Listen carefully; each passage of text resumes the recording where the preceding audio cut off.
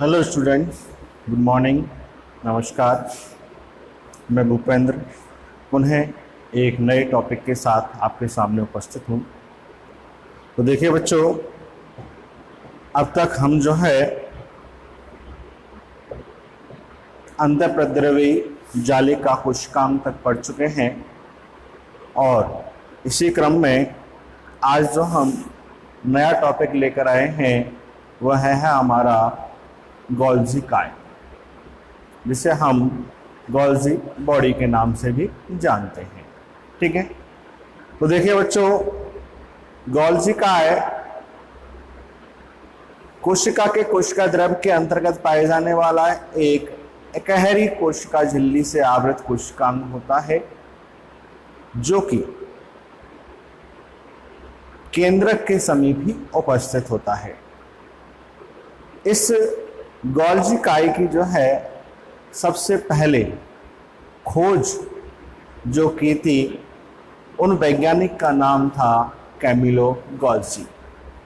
तो Camillo Golgi नामक वैज्ञानिक ने 1898 में, इट मीन्स 1898 में सबसे पहले गोल्जी काय को देखा था उल्लू की तंत्रिका कोशिका के अंतर्गत। कहा? उल्लू की तंत्रिका कोशिका के अंतर्गत इन्होंने गोल्जी काय कोशिकांग को सबसे पहले देखा था और बाद में इन्हीं के सम्मान के तौर पर इस कोशिकांग को गोल्जी काय मुख्य नाम से जानी जाती है। ठीक है, तो गोल्जी काय जो नाम है वो क्यों रखा गया? क्योंकि कैमिलो गोल्जी नामक वैज्ञानिक के द्वारा इसको खोजा गया था, इसीलिए हम इसको गोल्जी काय कोशिकांग के नाम से जानते हैं।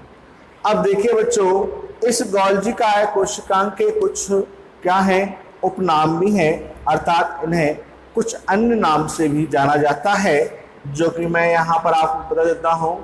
जैसे कि number 1 Golgi complex. Golgi complex क्योंकि ये है एक समूह के रूप में, आप चर्चा करेंगे तब बताएंगे कि इसके अंतर्गत अनेक डिस्क लाइक स्ट्रक्चर्स पाई जाती हैं जो समूह में होती हैं। ठीक है, इसलिए हम इसको क्या कहते हैं? गोल्जी कॉम्प्लेक्स कहते हैं बच्चों। इसके अलावा अगला इसका उपनाम है डाल्टन कॉम्प्लेक्स। डाल्टन कॉम्प्लेक्स क्योंकि डाल्टन नामक वैज्ञानिक ने भी इसके स्ट्रक्चर को स्पष्ट करने में योगदान दिया था, इसलिए डाल्टन कॉम्प्लेक्स नाम से भी जाना जाता है। इसके अलावा इसका अगला नाम है डिक्टियोसोम। क्या नाम है? डिक्टियोसोम है।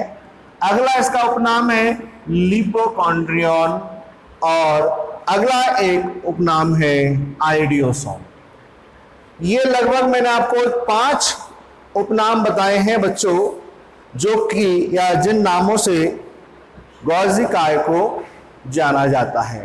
ठीक है, ये बच्चों इनकी कुछ प्रॉपर्टीज के कारण, इनके कुछ गुणों के कारण जो है इसको अलग अलग नामों से जाना जाता है। ये केवल हमको एक नॉलेज के रूप में आपको याद होने चाहिए। ठीक है, तो ये हुए आपके कौन कौन से, दोबारा बोल देता हूं, Golgi complex, Dalton complex, dictyosome, lipochondrion और आइडियोसोम। ठीक है, तो ये इसके क्या हो गए? उपनाम। तो हमने क्या क्या देख लिया? खोज देख ली, किसके द्वारा की गई, कहां पर किसके द्वारा की गई। ठीक है, ये खोज हो गई क्लियर। अब उसके बाद हमने इसके उपनाम देख लिए। दूसरी बात, गोल्जी काय की हमने पोजीशन देखी। पोजीशन क्या बताई है आपको?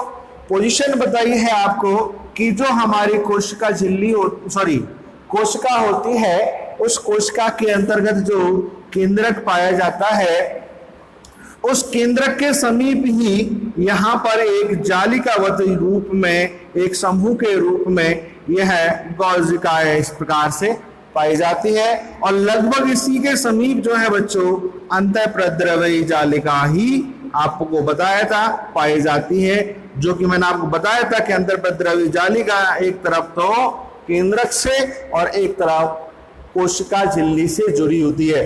तो लगभग केंद्रक के समीप ही और अंतःप्रद्रवी जालिका के समीप ही यह गौजिकाएं पाई जाती है। तो इसकी कोशिका के अंतर्गत क्या हुई, पोजीशन हो गई। ठीक है, अब देखिए बात करते हैं इसके संगठन की। तो देखिए बच्चों, जैसा कि हमने पहले ही आपको बता दिया है कि कोशिका झिल्ली जो है उसका जो संगठन है, लगभग सभी कोशिकांगों जो झिल्ली से बने कोशिकांग हैं, उन झिल्ली का भी जो संगठन है वह वही ही होता है या वही होता है, जिसके अंतर्गत आप लोगों को बताया था कि लगभग 30% जो है वो क्या होती है, लिपिड्स होती हैं, और लगभग 60% जो है इसके अंतर्गत क्या होती हैं, प्रोटीन्स होती हैं। तो यही जिस प्रकार से अंतःप्रद्रवी का जो संगठन था वही हमारा किसका, गौजिकाए का संगठन पाया जाता है। आइए क्या बात समझ में। तो ये हुआ बच्चों इसका क्या, गौजिकाए का संगठन। अब देखिए बच्चों, आगे हमारा टॉपिक आता है इसकी संरचना, अर्थात गौजिकाए की संरचना। तो देखिए बच्चों, संरचना जो है इसकी 4 उपइकाइयों से मिलकर बनी हुई होती है, ऐसा बताया गया है। जिसमें सबसे पहले हम बात करें जैसे कि जो इसकी मुख्य संरचना होती है सिस्टर्नी, दूसरी नलिकाएं, तीसरी आशय, चौथी जो है वह कहलाते हैं बड़े आशय या स्त्रावी आशय।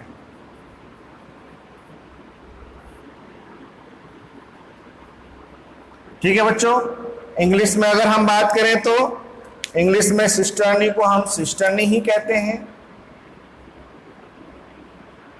ठीक है, सिस्टर्नी को हम क्या कहते हैं, सिस्टर्नी ही बोलते हैं। नलिकाओं को हम क्या कहते हैं बच्चों, ट्यूब्यूल्स बोलते हैं। ठीक है, क्या बोलते हैं, ट्यूब्यूल्स बोलते हैं। और आशय को अपन क्या बोलते हैं, वेसिकल्स बोलते हैं। और स्त्रावी आशय को हम बोलेंगे क्या बच्चों, सिक्रेटरी सेल्स। ठीक है, वेसिकल्स। तो इस प्रकार से इसकी संरचना के अंतर्गत ये 4 मुख्य संरचनाएं पाई जाती हैं।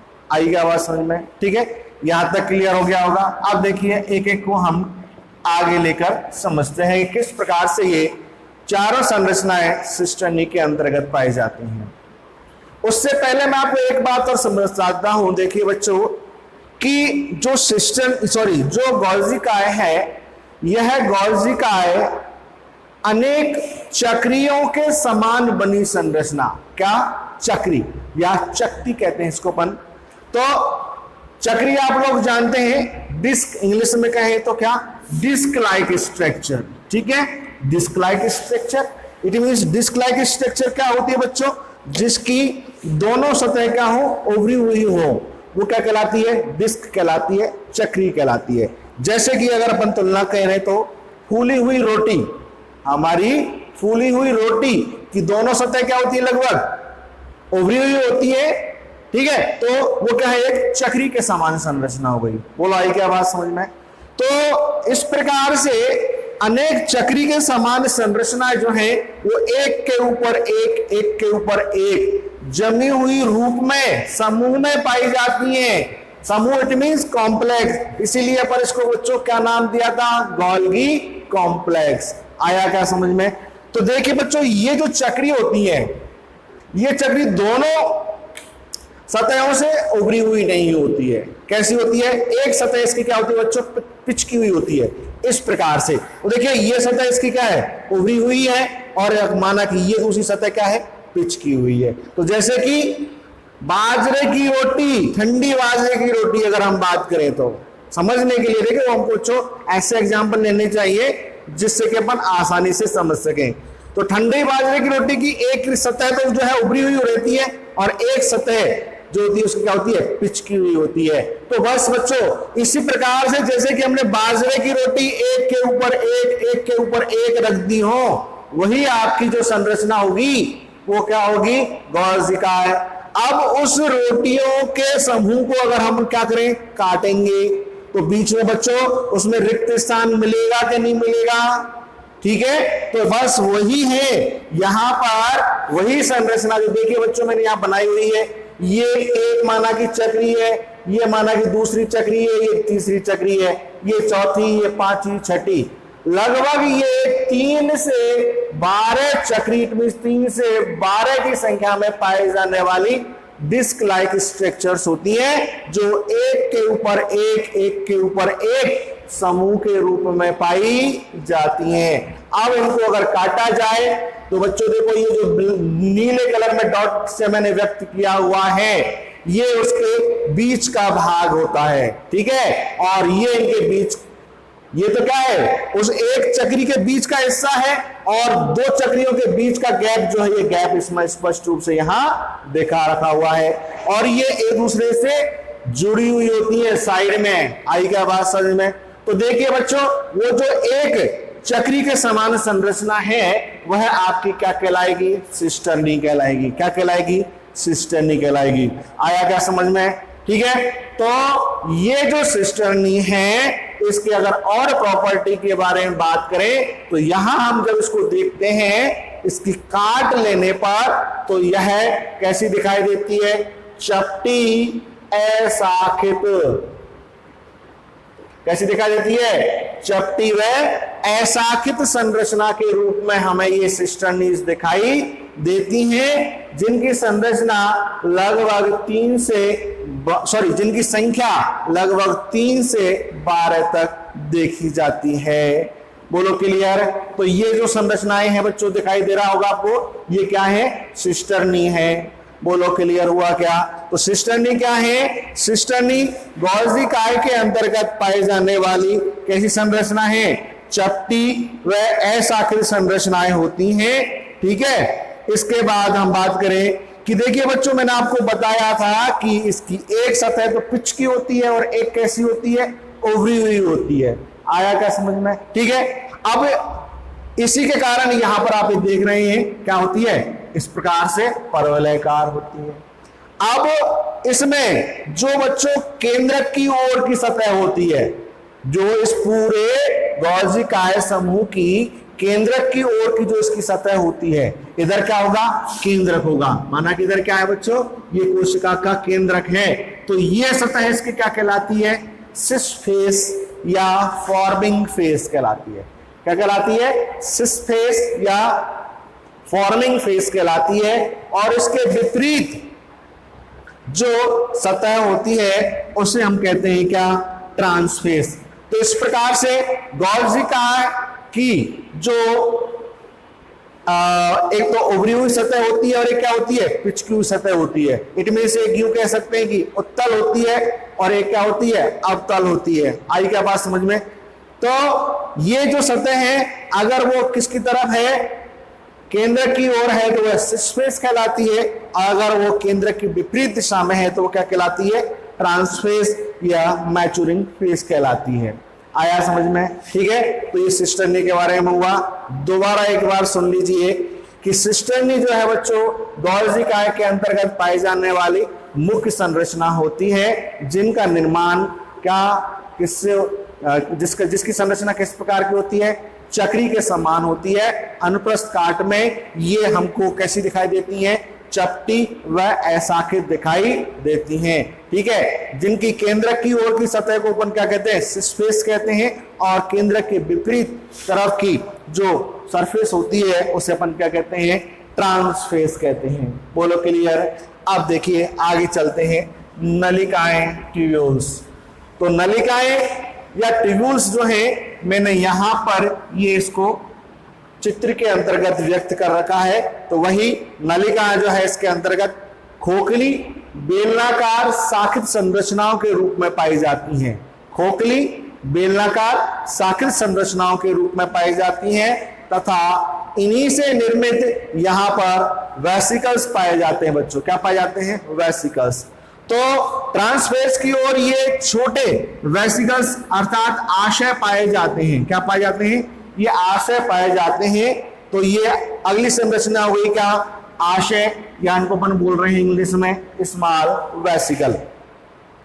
तो स्मॉल वेसिकल्स जो है ये एक छोटे छोटी पुटिकाओं के संरचना के रूप में होती हैं, जो कि ट्रांसफेस की तरफ ज्यादातर पाए जाते हैं, और इनके अंतर्गत जो है क्या पाए जाते हैं बच्चों, पाचक एंजाइम्स पाए जाते हैं। क्या पाए जाते हैं, पाचक एंजाइम्स पाए जाते हैं।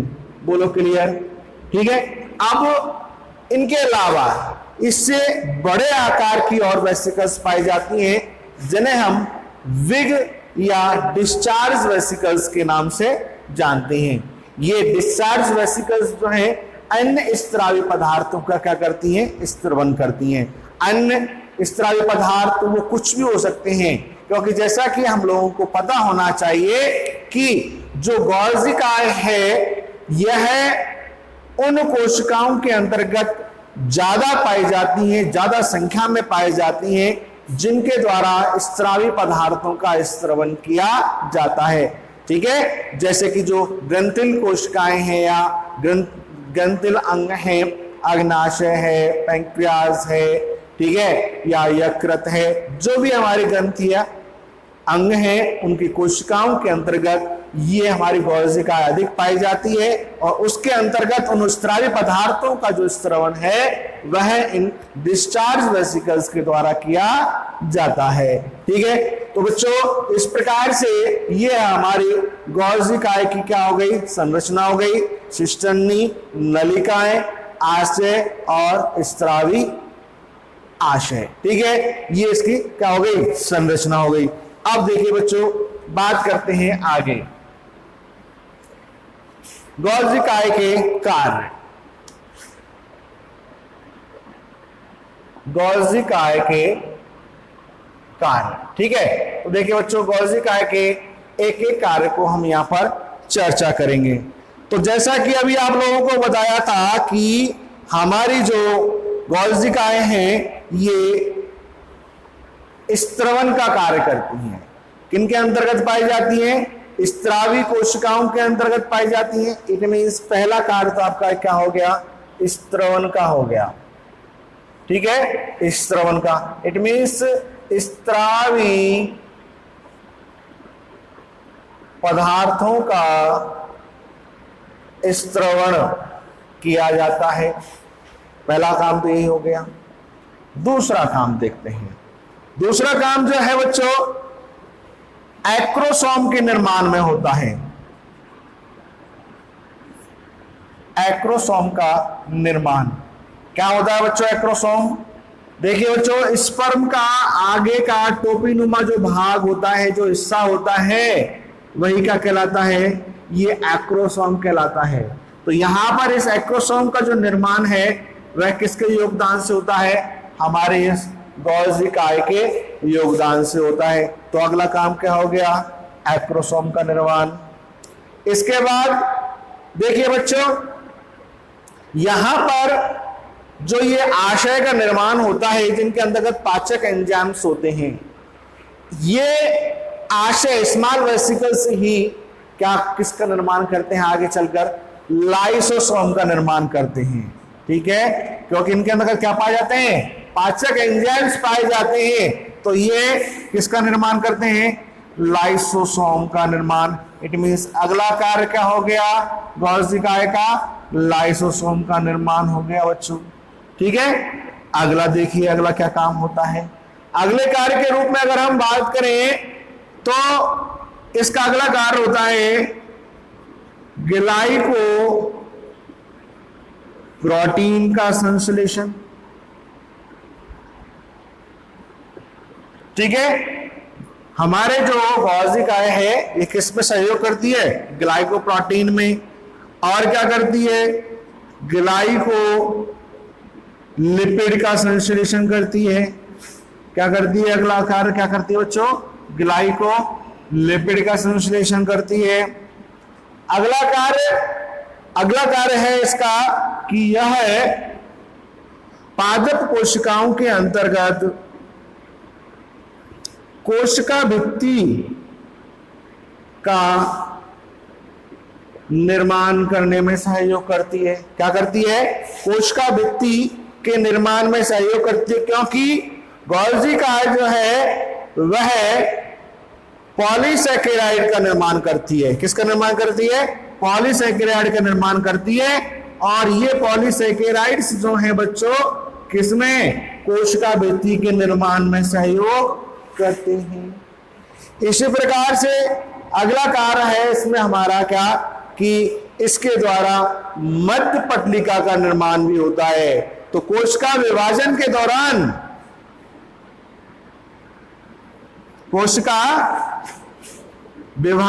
दौरान जो है बच्चों किसका? मध्य पटलिका का निर्माण होता है। तो वह मध्य पटलिका का निर्माण भी किसके योगदान से होता है? गोल्जी काय के योगदान से होता है। ठीक है, आएगा बात समझ में। एक और कार्य अपन यहां लिख सकते हैं बच्चों, क्या? अगला है अंड कोशिका के भेदन में। किसमें? अंड कोशिका के भेदन में। कैसे? देखिए मैं आपको बता देता हूं।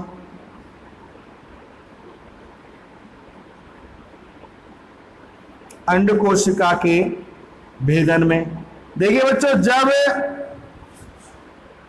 जंतुओं में निषेचन क्रिया होती है तो शुक्राणु अंड कोशिका के समीप जाते हैं, और जब ये अंड कोशिका के समीप पहुंचकर निषेचन क्रिया करते हैं तो उसके लिए ये कुछ एंजाइम्स का सेवन करता है, एक्रोसोम।